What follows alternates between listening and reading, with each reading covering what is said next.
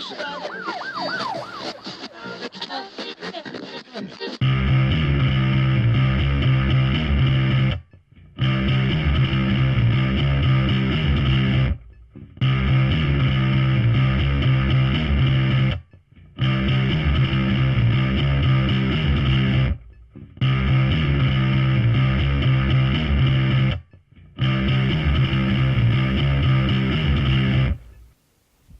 you like that?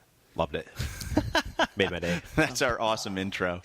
Welcome to episode number 2 of Biceps and Bullets. We're out at Back In Action Chiropractic with Dr. Mike O'Donnell. Thanks for having us, sir. Absolutely. Also with us, Deuce again. Once again. And Andy filling in for, I'm gonna keep calling him D-Mac. D-Mac's a good name. D-Mac, the producer. So we'll flip out at the first break so everybody can hear from Andy too. So don't be disappointed. You will hear from Andy. The hot Andy will be on next. He might take his shirt off if you're lucky. Probably not. Anyway, before everyone tunes out, Doc, why don't you take a second, introduce yourself, tell us your background, and then we'll talk about weightlifting. Yeah, Mike O'Donnell, Back In Action Chiropractic. We are a sports chiropractic office, although I practice general chiropractic out in Southwest Fort Wayne.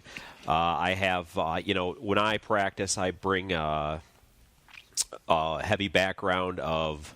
I have a strong background in powerlifting. I'm a former Division I strength and conditioning coach.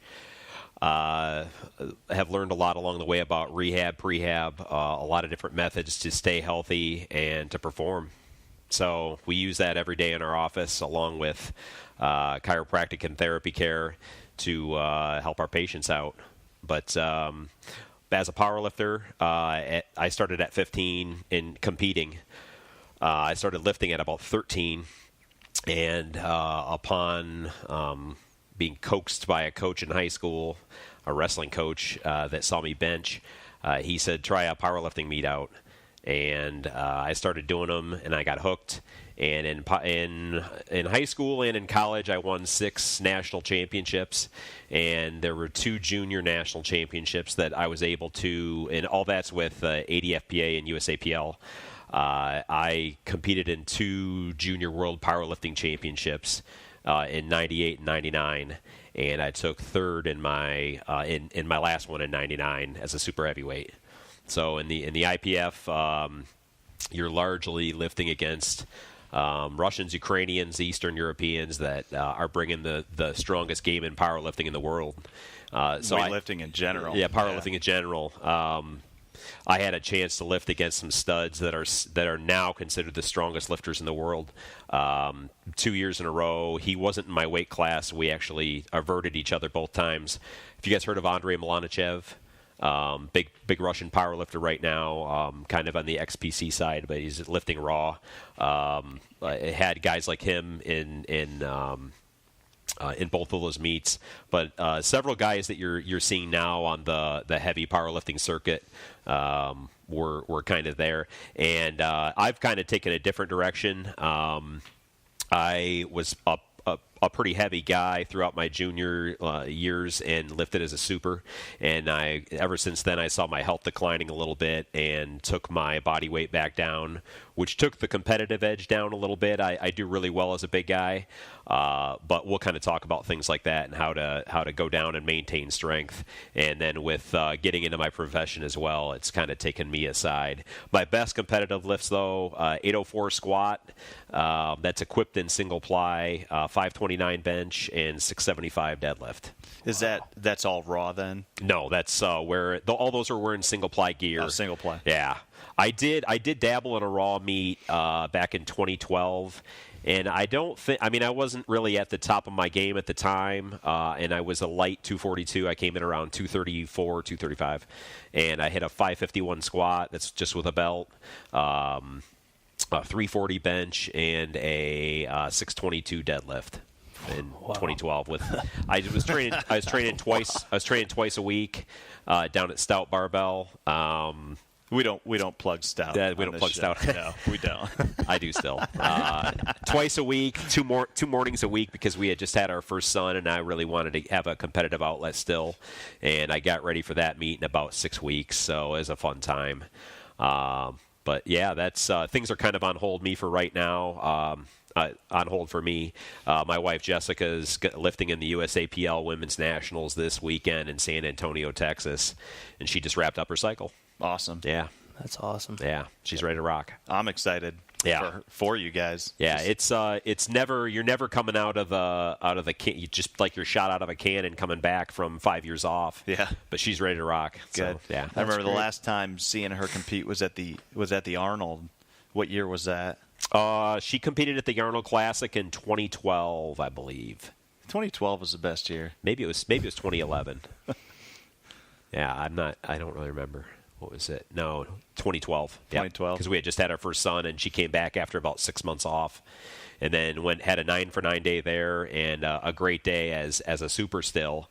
And she competed as a super at about 218, and then at about 218 body weight, and then she's since lost about 40 pounds, 40-ish, and she's competing as a 184 in Texas.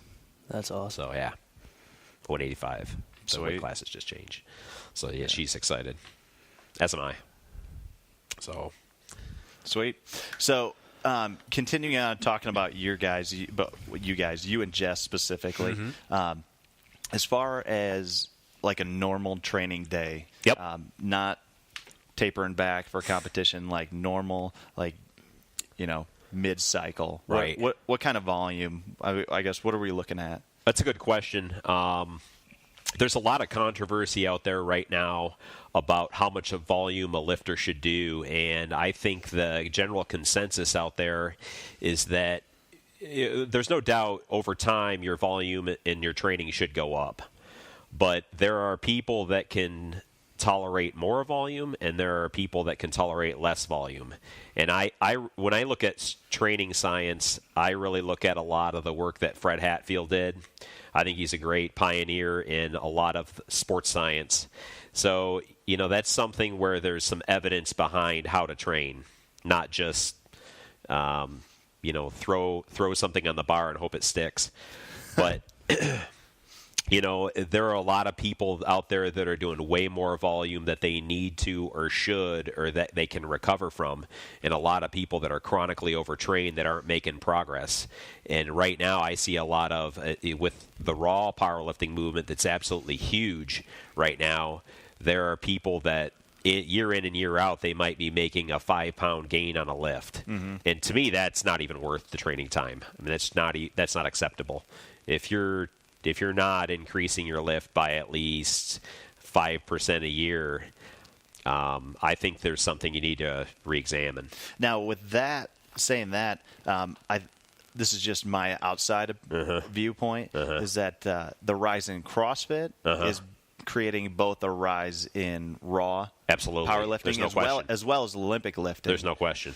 So I think that directly goes into, hey, CrossFitters are known for, however you want to call it, either overtraining or under-recovering. But right. Either way, you're not getting the results that you want or should. And that brings in a little training philosophy, and I'll flip back to your original question. But with CrossFit, you're getting a lot of variety in your training. You're conjugating your training, if you will. You're not allowing the body to adapt to a certain motor pattern with what you're doing day in and day out. But what I'm seeing and what I'm referring to, and I think we'll touch on more later, is people when they squat, they're squatting 4 or 5 times a week. I've gone through periods where I've squatted 3 times a week with great success. They might have been lower volume sessions or with a specific goal, but generally a lot of people are squatting 4 or 5 times a week just because they're squatting 4 or 5 times a week. Right. Just to say they did. Yeah, there's no goal there in or mind. They missed a Tuesday, so they're trying to catch up, so they just squat 3 days straight, right. super heavy for seemingly no reason. I know lifters that squat every other week and do extremely well. Yeah. And, by and large, what I've found is more explosive athletes take long to recover. so they can tolerate less volume and they need more training time. And Hatfield studies have supported that. Whereas people with more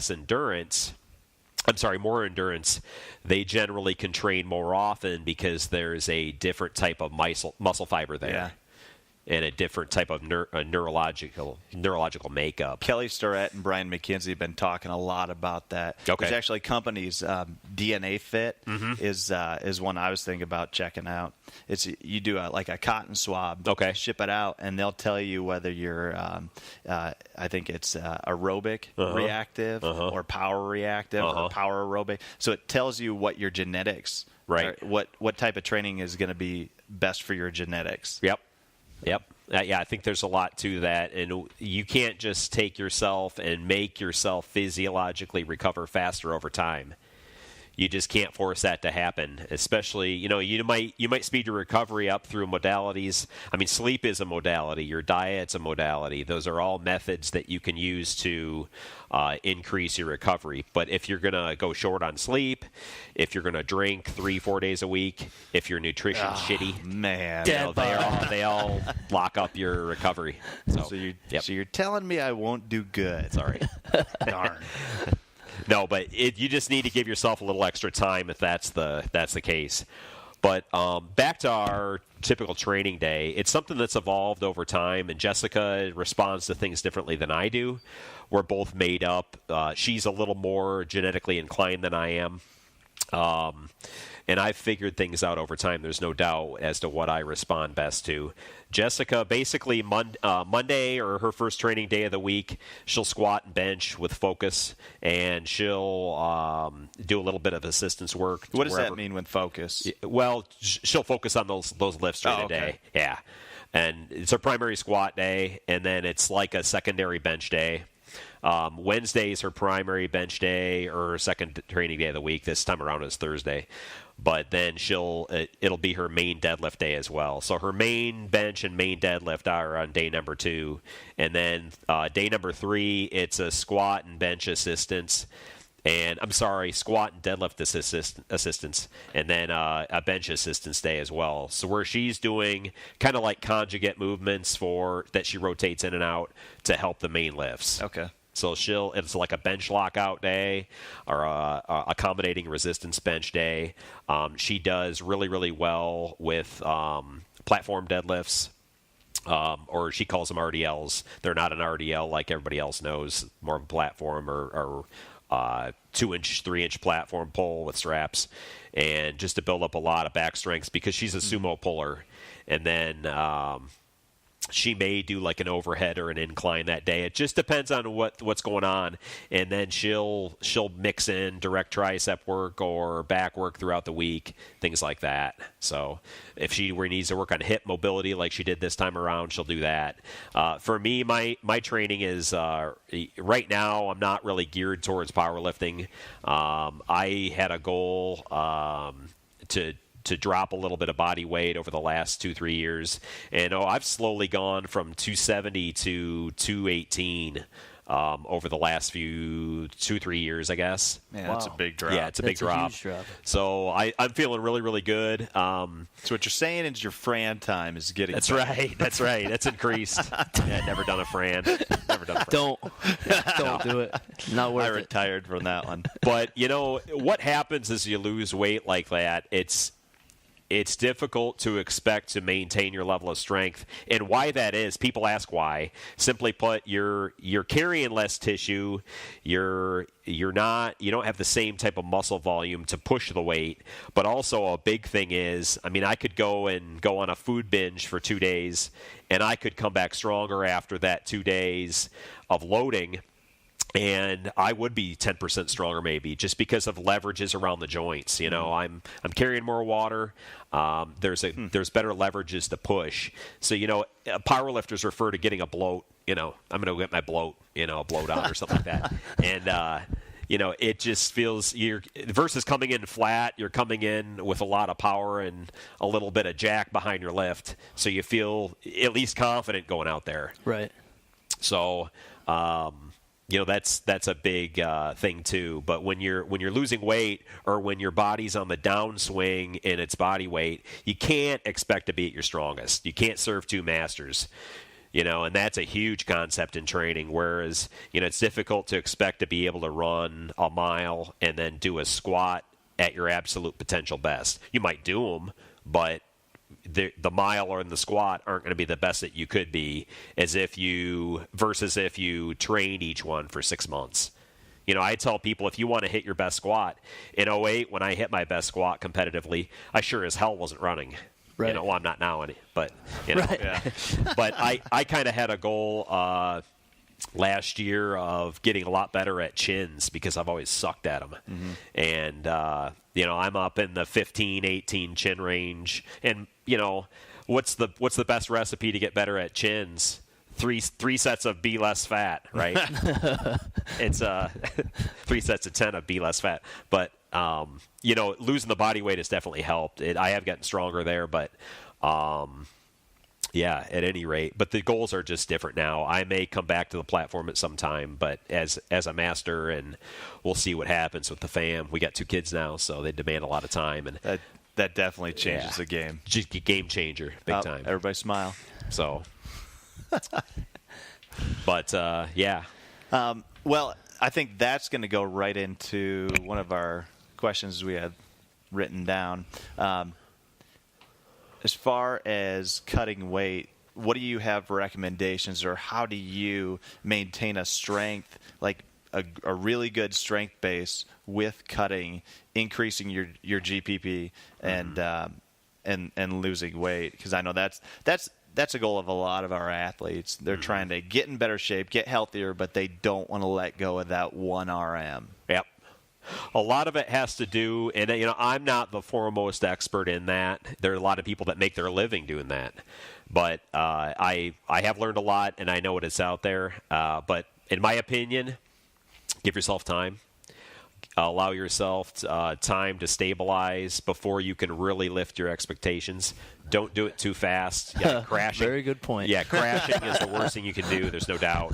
But generally, the consensus is, a lot of people do things like carb waving, carb backloading, or things like that, or rotating carbs. There's no question you have to, but raising your fats, lowering your carbs, upping your protein, definitely for the majority of the week to take your weight down, and occasionally doing a refeed are the best ways to do it. I find I do best with a heavy food day, like the day before or the night before a big training session. So I think what I'm hearing is so we get that in the gym where I want to lose weight, but I don't want to get weak. Right. If our athletes were to take more of a focus, like from a competition mindset, that, all right, Tuesday is a max effort, lower body day. I know I'm going to squat or dead. I need to make sure the weekend I'm fueling for basically a meet. Or even just the 24 hours beforehand. Yeah. To glycogen load a little bit. Yeah. And then, inversely lower your fats, raise your carbs before you're going to lift, and then the day of and even the day after a training. If you're going to be off the next day anyway, raise your fats, lower your carbs, and that way your calories overall will be lower. So that's the best way I've found to do it. And before you lift, get the caffeine going. Get fueling on all 8 cylinders. Some nose torque. Exactly. There you go. Cool. Yeah, one thing I thought of is it seems like that's been a general trend in lifters and power lifters specifically, like lifters that go in like really super heavyweight. Even Wendler did this, where it's like they spend a lot of time being real heavy, and then get into it and say, no, I want to have a little bit more physical skills, but I don't want to let go of this. So they end up creating stuff like 5-3-1 to have a little bit less body weight, stay strong. Right. Even Laura Phelps, she's dropped a ton of weight classes and stayed very competitive along the way. Yeah, so I guess that's just a trend that I've seen with that. And that goes along with, I think, when that defines you, when your strength defines you, you don't want to completely let go of that, but you have to you have to allow room, and if your training program is like a pie graph, you've got to allow some of that to do other things. So you've got to pull back on the amount of volume you're lifting and allow other things. Like Jim does hill sprints, or he's documented that. Yeah. Prowler pushing or whatever conditioning he's having to him or his clients do. That didn't look that way when he was at his competitive highest. Right. My lifting volume's nowhere near where it used to be. Well, it's not really sustainable for a long period of time. It's not, and I think if you're willing to stay on top of your injuries, and if you're willing to, You mean like get them a lot? Yeah. Stay on top of your injuries. If you're able to stay healthy, and if you're able to maintain the body weight in a healthy manner, which for most people it's just not even sustainable.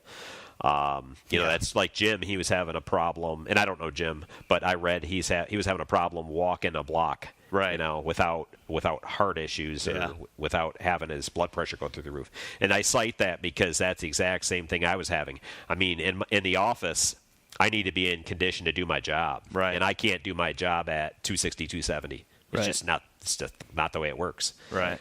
Not to mention you have to be a beacon of health. So I'm looking to get in even better condition a little bit. But I think you can be be in condition to do those things and still be cock strong. Yeah. I had a strength coach that Buddy Morris, I used to work for at Pitt, said cock strong all the time. So I'm just going to throw that out there. All right. It's a good term. There Does you that go. count as a swear? Yep. Sorry. You got one in it. We got one.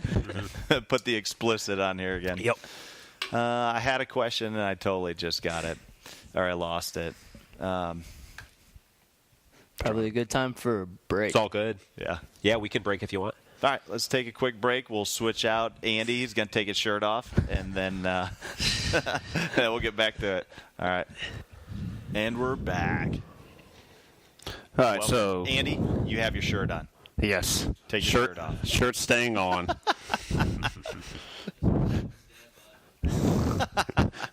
The dad bod. That may have. I hope to God that is that's a sarcastic article, because that's one of the worst things I've read. It's I don't think freaking- it is.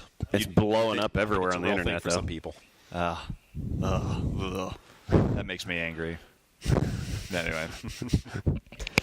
All right, so coming back in all of this, question we had from some of our members was about advice for aging lifters. Yep. So how they can cut volume back, modify their movements. Right. Whenever I have that question, it's a good one. It's kind of what I'm paying attention to now as well. It's always quantity over quality. Quality over quantity. Get solid reps in, even if you're only doing, after a solid warm-up, even if you're only doing 4 or 5 total reps. A lot of people, like when they look at a tool called Prilipin's chart to control their volume. You guys seen that? No. Okay. Prilipin's chart, we should go over that sometime. But it's a way to kind of auto-regulate or see where your volume is stacking up per session. And A.S. Prilipin is a Russian sports scientist. A lot of great information's coming out of the former Soviet Union.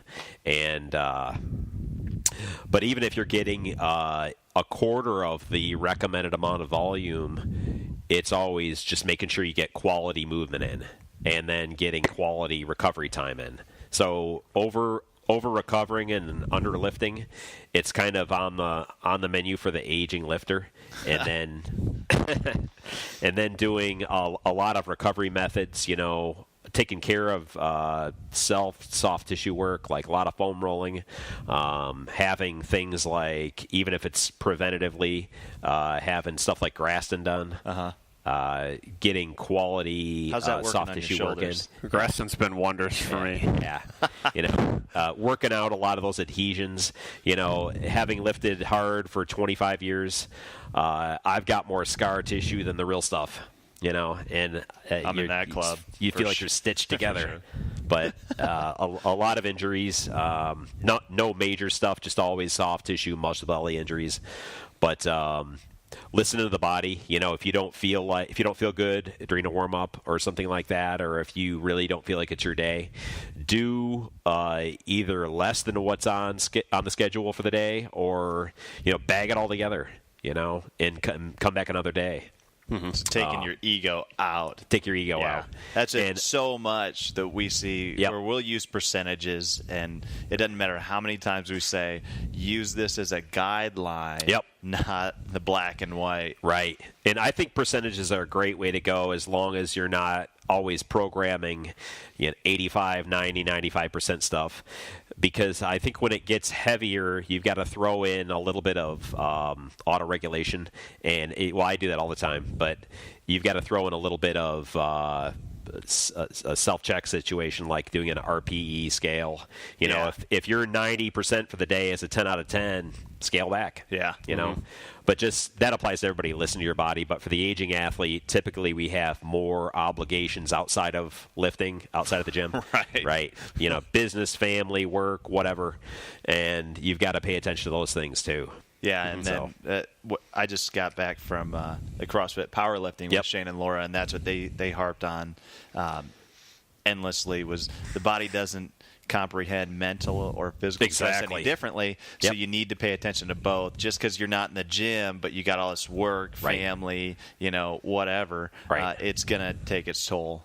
And then what I've found is from my lifting, as I get older and more broken, if I can stay away from a barbell, it actually ends up helping me in the long run. So I can make up for it with kettlebell work or dumbbell Bulgarian squats or, a billion different variations. Even if I'm not having a barbell in my hand, I'm still going to go back and then either stay really close or maybe even PR my lifts. Exactly. Yep.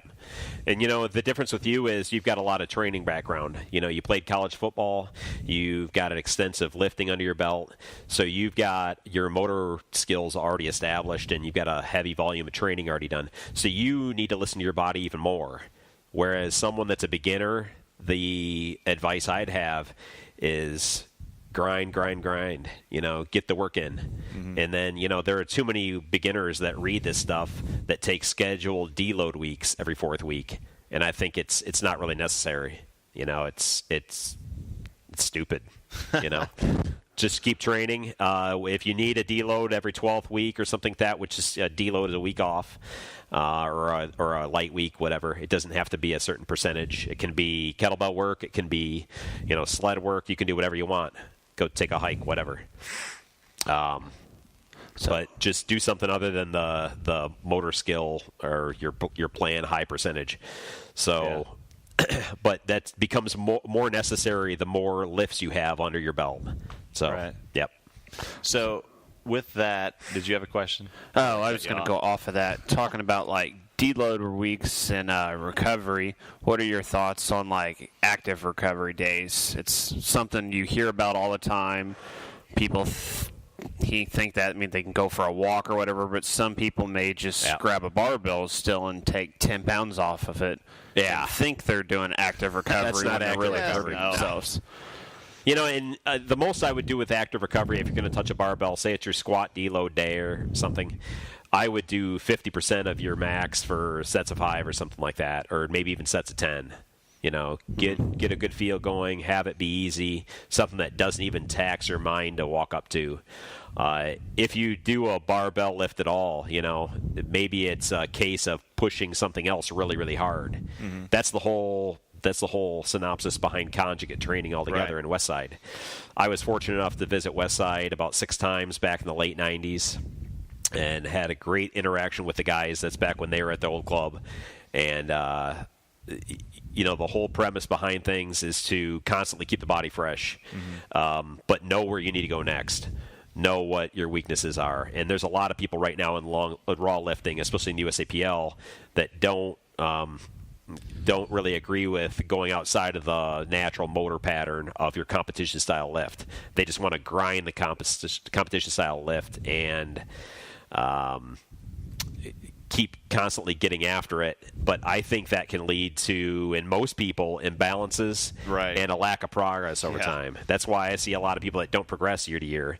And although I'm not competing heavily right now, I kind of scratch my head at that approach because just a little bit of open-mindedness would allow them to progress. But I digress. Whatever. Well, and that's where, we train using what I would call a conjugate methodology. Right. And, even though Jess yelled from the other room, they're all stupid. It sounds like it is a conjugate method. It just your method is different from mine. It's different from West Side. People get all bunched up about it because it's West Side, and it's not. The West Side only that number one, what they're doing is changing all the time. And no one knows what they're doing except who's there. Right. It's just understand principles. I'm not a fan of hard training programs. I think Smolov is way too hard to recover from. That's why there's Smolov Jr. and other dumbed down or cut in half methods that people are doing. Well, you're not doing Smolov anymore. Is that you're like doing Son of else. Bacon Air? Right. Yeah, right. And then, other training methods that people are just going to change anyway. Well, congratulations, you're doing your own training. Right. If that's what you want to do, go do it. But I think people think way too much in the wrong way about their training, like what day they're organized on and what lifts they're doing when they should be thinking about their training in other ways, and what they actually need to do to get it better and really honing their technique. So I think that's far more important, and focusing on weaknesses and injury prevention. Right. So I think a lot of the training programs, what other ones do you have mentioned there? We just wrote down like Wendler, 531, Smolov, Conjugate, Hatch, Cube, Chico. All that. Yeah, Chico. And Chico is all kinds of different stuff. Our program, or the one Jessica follows, is Chico-esque. It's squat, bench on Monday, bench and deadlift another day, and then really, you'll see Chico write a lot of close variation lifts or supplemental lifts, like front squats or good mornings or scissor squats, which are a lunge, things like that for his lifters, dips, militaries. Great, those are close variations of the lift. But a lot of people find that they follow that blindly. When it might not be the right thing for you at all, and you're just wasting your time in the gym, or you're making an imbalance worse. So really, you need to write these things with yourself in mind, because if Chico were coaching you, he'd probably have you do something completely different, which he offers now. He's in Europe and he's starting to do seminars over here, and he's getting entrepreneurial with it, and he trains people now with video analysis and things like that. And there are other great trainers that do things remotely now, but it's all about looking at what you need. And for me, a great deadlift builder is front squatting. It's just the way I'm built. How would I know that except for doing it? Right. A great squat assistance exercise, or even the main lift, is box squatting. Always has been, and I'm damn good at the movement. Benching, it depends at the time what's going on, but a lot of things are my hot assistance movement for the bench. So, and constantly rotating those things. When you burn out on one thing, it's the law of adaptation. We are we're a homeostatic organism. Our body's always seeking adaptation. We're always seeking a center, and that's how we stay alive. So if we're training, our bodies are constantly adapting that training stimulus. Training is a stimulus. That's all there is.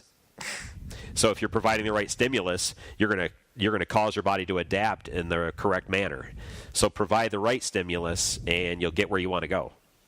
I know it's scientific or whatever, but we talked about that. Buddy and I talked about that quite a bit, and which that was a great experience. So that's the right thing to do, is to just learn how to coach yourself. If you don't have a coach, learn what movements are the best for you, and that A, are going to keep you healthy, and B, that they're going to give you the best training bang for your buck. So when did you started lifting with a coach? I didn't. I started lifting in my parents' basement at 13. I had one Christmas, I got a bench about 200 pounds in weight with a 1-inch bar. It wasn't even an Olympic set. And then I got a leg press machine. Was it standard sand? Standard, yeah, no, not sand plates, iron. They're iron, baby. And I got a leg press machine, a vertical leg press, and everybody's going, those are coming back.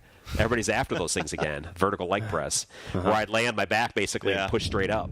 Yep. And I got really, I gained 30 pounds in a month when I was in 8th grade. 8th grade wrestling, I gained 30 pounds in 1 month. And I went from being kind of a fat kid in 6th and 7th grade, started running, ran all my weight off, and then built back up from there. And then I started squatting about 6 months in, and then quickly got stronger in the squat. And by the time I was going into about 9th grade, I was around a 350 squat and about a 235 bench. And then I kind of hit my peak strength at different times. When I was about 23, I could do about a 455 raw bench at about 278 body weight. When I was about 21. That's more than mine. Yeah. That's way more than mine. Then I tore a pec, so that prompted me to modify things. It was a learning experience. So, at what point did you seek out a coach? Have you ever had a coach?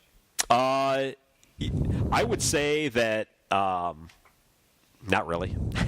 Larry Maley, the USAPL president, was my junior world team coach 2 years in a row. He's the closest thing I've ever had, although I never really followed his training program per se. Jessica has helped me immeasurably, both given me confidence and a lot of coaching along the way on things. We both basically coach ourselves with feedback. And Jessica was around a 1050 total when we met, and she was 20, and she went immediately to about 1200, and by about 2 more years, she was up to about 1350 at a 181 body weight when she won the Junior Worlds in Poland in 03. Yeah. So. I coached her a lot more hands-on because she had a lot to learn at that point. Although she had a great start with great coaches, the Overdeers, there is a lot to kind of work with there because she was so talented. She had so much raw strength. Yeah. But, having a coach can be good, but having the right coach is the key. Coach can jack you pretty bad. I've seen it. Yeah, right. Yeah. What else you got, Andy? Well, kind of leading into our next question, plays off of all of that a little bit, like chiropractic care for performance. Sure. Like I know when I first started coming in here, I was having some back issues, that lower back pump. Did some work on my hips. We worked on my shoulders. All my numbers are right on. 20% higher now. Yep. So I can say it obviously worked for me, but how can you kind of convey that to other people? Yeah, I think it takes a lifter to treat a lifter. You got to be familiar with the injuries, and even if you're a sports medicine specialist or your doc, your PT, whoever you're working with, they got to know lifting injuries. What type of things you're going to face in the shoulder girdle as a bencher. What kind of things you're going to face as an overhead lifter, snatching and doing clean and jerk, clean and press. What type of hip stuff you're going to face, what type of lower back, lumbosacral stress you're going to face.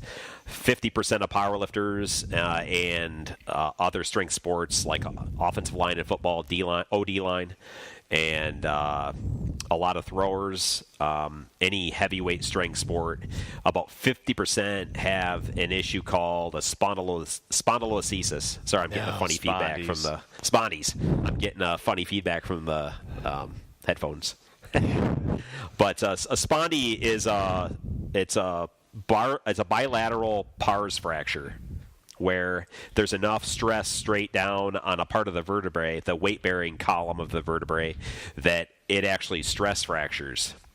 And it can only be seen on a certain type of MRI to confirm it. But we have to assume that, lifters that are getting, and you'll see it in the clinic, but you can pick that out where a lot of lifters are having facet pain or local lower back pain that's an overextension mechanism. Mm-hmm. So in other words, a lot of people that have too much anterior pelvic tilt, and that harps on another thing. I'm a believer that you're going to have, if you do a max lift or if you push hard, you're going to have an imbalance while you do it. But the key is to have the right imbalance or pick your poison wisely. And a lot of people might not understand what that means. But I would rather have too much extension than too much flexion. I would rather have a facet problem than a disc any day. But there are a lot of power lifters that have spondies, and the right management for those is key. But yeah, it can be immeasurable, the amount of help you'll get from quality care during your endeavors. I mean, if you're going to be serious, a lot of people act like, if they've been serious for about a year, serious in quotes, and they're really just kind of getting into it. They're kind of shocked when they need some kind of bodily care. If you're surprised that you need some kind of body work when you do this stuff, wake up. Yeah. It comes with the territory. Right. So, you're going to have a lot of tendon stress. You're going to have a lot of biomechanical changes. You're going to have imbalances that need to be worked through with a really trained eye. So hooking up with someone good out there is key. So, well, a couple things that come to mind while you're saying this is, your spine is the center of your core, right? So CrossFit, we always talk about core to extremity, everything. Uh-huh. So the first thing you need to organize is always your spine. Yeah. So if you're doing any type of serious training, again, air quote serious, any type of training other than sitting around doing nothing, right, you should be finding somebody good to come and get managed from on a regular basis. Yep. To at least have things picked out. Even if I'm not there when you lift, or whoever you're seeing, they don't necessarily have to be. If your form is just a little bit, like I've heard other people talk about, oh, his stance is just a little bit off. Well, so what? That's not an imbalance. That's not what you're looking at. It's more about what your body's doing as a response to your training and why. So figuring that out, and then figuring some rehab you can do, and getting a solid rehab program going along with your lifting to help you out, or really prehab, rehab, whatever. Mm-hmm. It all blends together. It all blends together. Yeah. If you're not jacked up already, it's prehab. But I like to have 3 or 4 things going at a time for imbalances, or you're going to have some. You're going to have imbalances, so work on it all the time. So that's pretty much it. And I think a lot of people, when they think chiropractic care, it's like they had a serious injury that they had to come in here. Most people, it's something small, a little adjustment here, a little adjustment there. And you may have to take a couple steps back initially in your training to take, 5 leaps forward, which is, I think, for me, what happened. I had to stop, kind of check my ego a little bit, take a step back, get some stuff worked on, learn where my imbalances were. Right. And that allowed me to progress that much further. Yep. Every case is different, and some people can keep going, and some people need to step back a little bit. It just depends on the situation, and if you're dealing with a low back or something that's a little more delicate, and if you kept pushing the squat or the pull off the floor or good mornings or whatever, you can have an issue or an event. What was that noise? Andy's L5. Right, but there's other things you can push through a little bit. But I like to keep people as active as possible. It's my training philosophy. It's my care philosophy. But I'm careful about saying that. I don't want people just blindly out there saying, I'm just going to grind and grit through it. That's not the thing to do. I like to give certain recommendations based off exactly what lift you're doing, exactly what your condition is. There are way too many doctors out there because in their defense, they just don't know. But they make comments on things, I'll see you when you blow your knees out, or I'll see you when you blow your spine out. And they don't know that. They don't understand squat. They don't understand meaning squatting. You're not going to blow your knees out when you squat. In fact, that's the least likely thing that's going to happen. You're far more likely to blow out an adductor, or like me, or a VMO. That's right. Yeah, Terry VMO, grade 2 tear. But hey, as long as you bounce that back fast, that's good. But there are other things that can happen first. Typically, there are people that blow their knees out, but it's not very often. So, finding someone that's really, really experienced, for example, the orthopedic surgeon I work with in spine is a former lifter, and he understands the body, and he understands limitations, and he recommends conservative care a lot. Who is and that? I like that. Shugart. You ever met the guy? He looks like Vince McMahon. I can see that a little bit. Yeah, nice guy. But having someone that gets the body and physical limitations is huge. Whether they're an athletic trainer on the sidelines, or a orthopedic doc, or you're working with a chiropractor or a PT, it's key.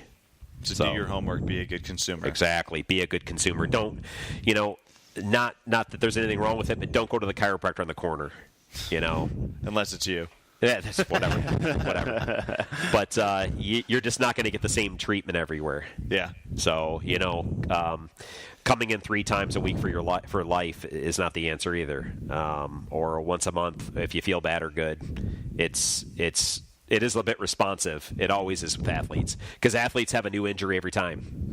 It's how it is. You're constantly assessing, constantly re-examining, and checking things out, because things change every day.